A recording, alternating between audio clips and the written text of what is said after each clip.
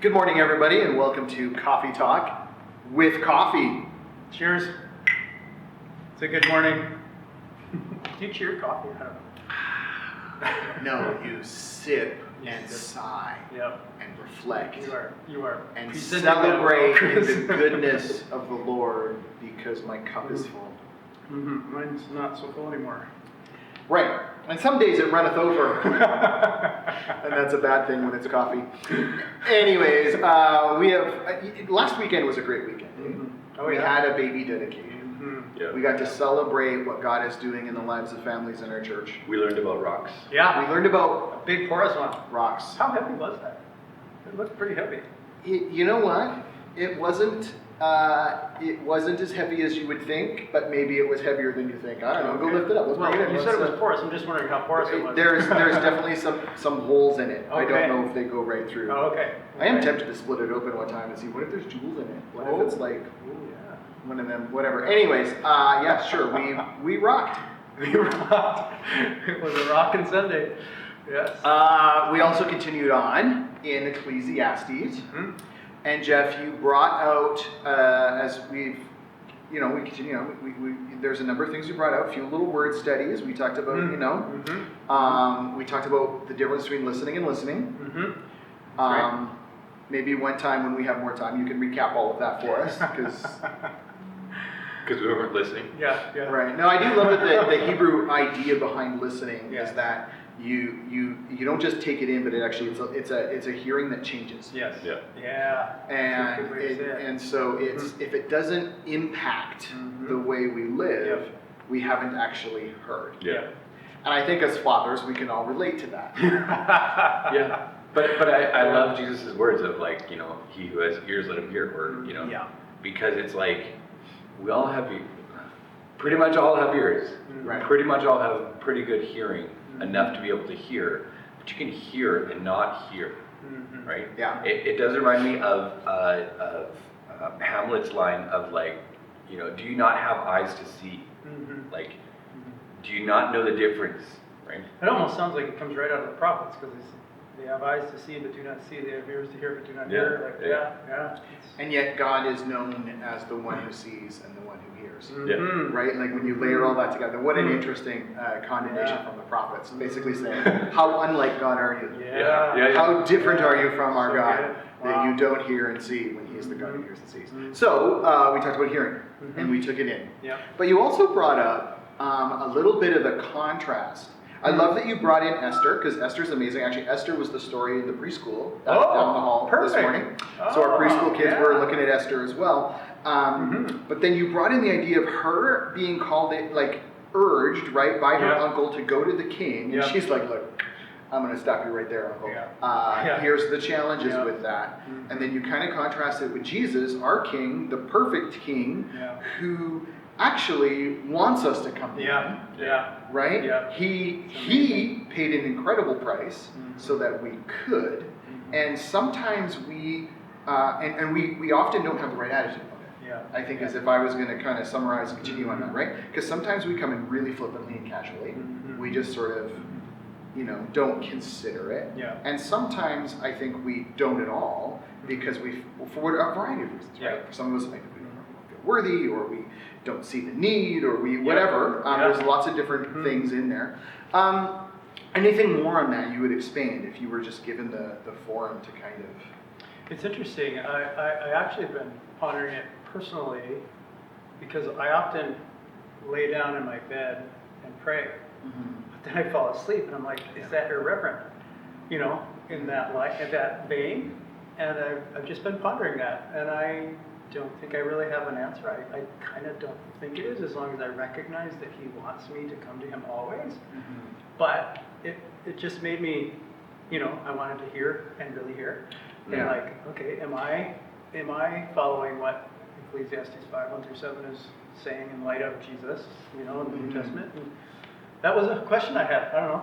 It speaks volumes to me, maybe even in the other way of saying, God loves to have a relationship with us to the point where He can make anything, any moment, any situation, any object he can make that actually like a holy opportunity, right? The fact that he can say, this ground, the one that your sheep just went on a few minutes ago, this is actually holy ground, right? Or, this bread, it's not necessarily holy in of itself, but this moment, this relationship, this is actually a thing, right?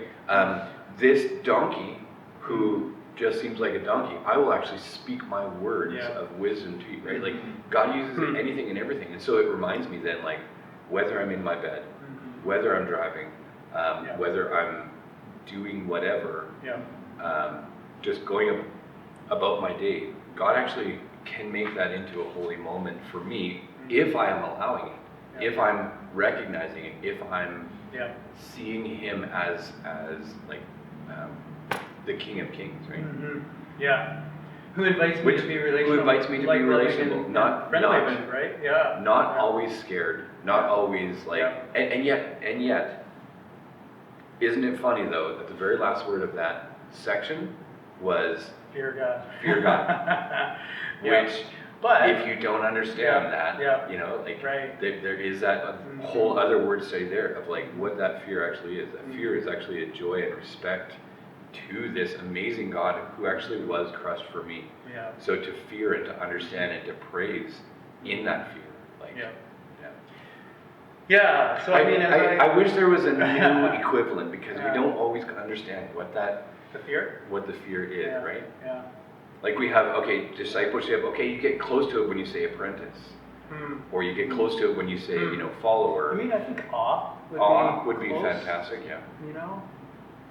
Reverence, And I know that's kind of a different thing, but like, it does lead me then to say, like, God, in any moment, in every moment.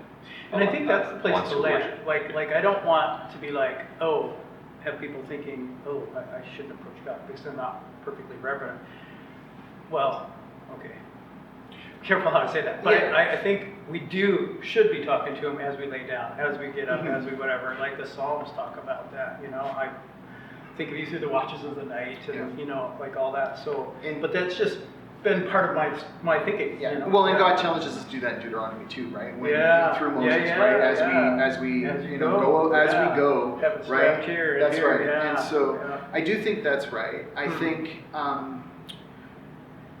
I think when I read some of the Psalms, it seems like sometimes the psalmist comes to God with honest petition, but feels a whole lot less reverent than sometimes our earnest prayers that we fall asleep in the middle of. Yeah. Because it doesn't feel very Jesus-y to say, God, would you smite my enemies? I know. Would you hunt them down? Yeah. And yet that's what we read in Scripture, of people just praying, laying out there, God, this is how I'm feeling. Yeah. This is the stuff in my head. Take it, and that's what we're invited into, is just an honesty before God. I've been thinking about James 1, and it says, if you ask, believe and not doubt. And I've been pondering that because it doesn't say believe that I will answer. I think it says believe in me. Like, I think that's the point as I've been reflecting. I haven't been studying it, I've just been because I'm memorizing it again. Anyways, so I think the idea that I just lost, trying to come back to it. James? No, what you were saying, like, I think we do need to bring everything honesty before, but just not in a way that's like, because you were God, I want to talk to you, because you are God and all that you did. Like, we lose that part, or if we're just like, I'm coming to him like I'm coming to anybody else, but God, you know all this stuff. I want to share this with you.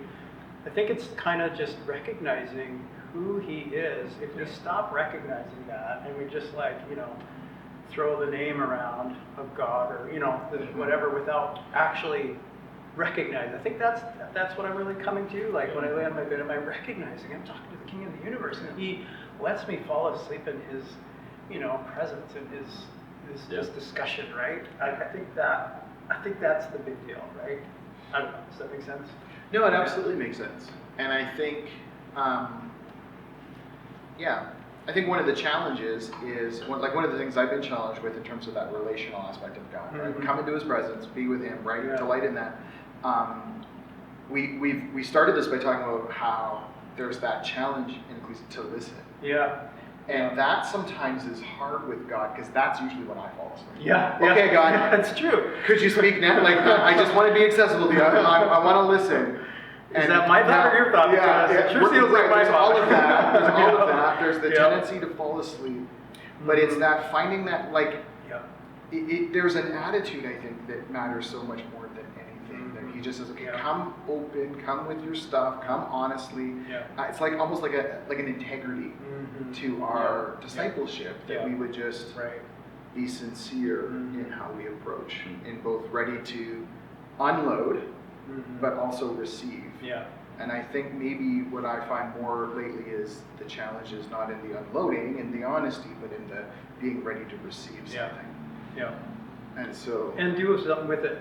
You know, like you said, Yeah. be changed by it. Hearing is, well, how did you say it? You said it great. It's hearing to change or something. Yeah. It affects me. Right, to be changed, right? Yeah. In that it's we don't just take in information, but it transforms us. And I feel like that's even another difference between the king that Esther ultimately was married to and Jesus is our king. Is not only is he willing to listen to everything, and he invites us into a space to do it that he made possible, but he actually has something good for us too. That we need to receive. Yeah, and he empowers us for the change. It's not just go and do this thing, Jeff, but go and do this with me. You know? Oh yeah. Cool. Wow, lots there. Final thought, Kevin? Well, no, just the way that you kind of worded that last one. When I was on sabbatical in 2021, there was a moment where I was out biking on my own, and I was actually having this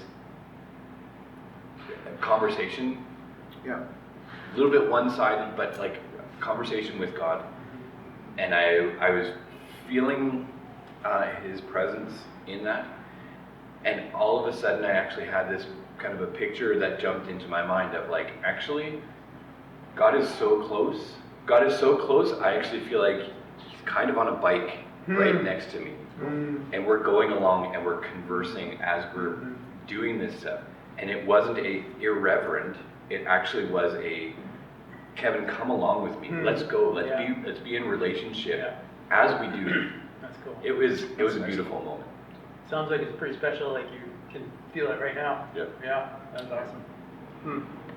So certainly lots to ponder. Sometimes when we just read Ecclesiastes, we kind of go, all right, next. That's depressing, let's move on. Check mark, done. When we're willing to just pause a bit and jump into, but we do want to look ahead. Not to the next chapter of Ecclesiastes necessarily, but even just next to things coming up in the life of Lakeview, because Canada Day is coming up. We're going to be in the park. I got my red on. You got your red on. You are ready to celebrate. For Team Canada. For Team Canada, or as the case may be, Team BC Games. Well, and that's another thing. That's coming to our area too. So. And there's lots of ways to get involved in that.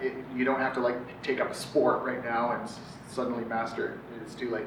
But if you want to help, there's different things to do around that and all those events.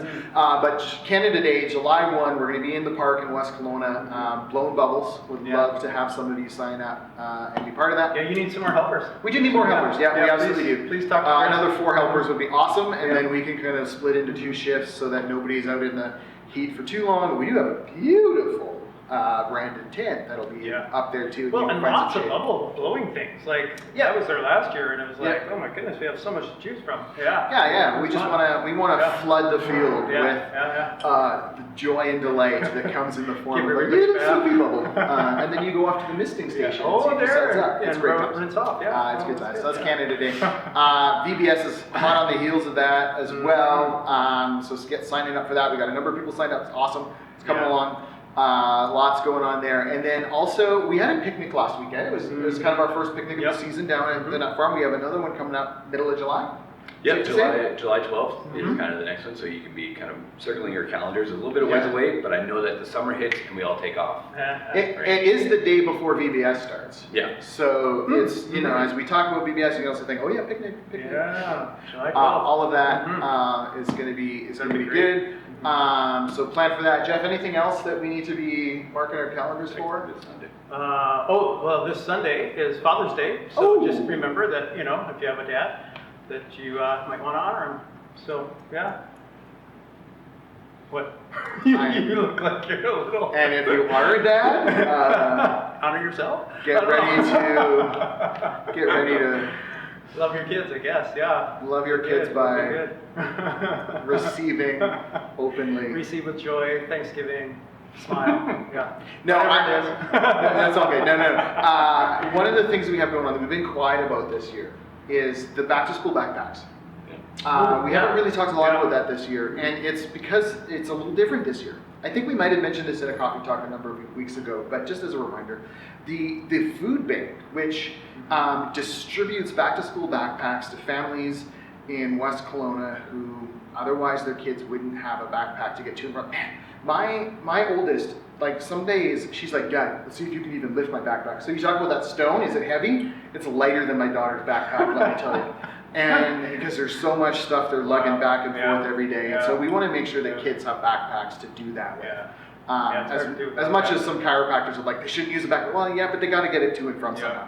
So we're not distributing wagons, we got backpacks. So, but the food bank had a bunch, like 70 something donated to them this year. And instead are like, could you put some school supplies in there? And we kind of went, yes. And so because a lot of that stuff gets purchased, throughout as sales happen and stuff like that, and we've gathered some more for this spring. It's just the kids, I think this week will be stuffing those backpacks. Yeah, on Sunday. And so on Sunday. Awesome. So when they get released, what a way to kind of think about serving. Way they can serve their peers. They'll be stuffing backpacks down the hall, and so we just wanted church you to know, because it's not something that stopped. It's just a little different this year. And so in previous years we've put out a call for backpacks, and that just isn't needed this year. So maybe next year we'll see what happens. But that's what's happening this year. That's awesome. Yeah, it's really great. That's really fun. So I guess that's about all we have for you this week. Thanks for spending some time with us. My coffee is Me too. empty, which is great timing, but we'll connect real soon.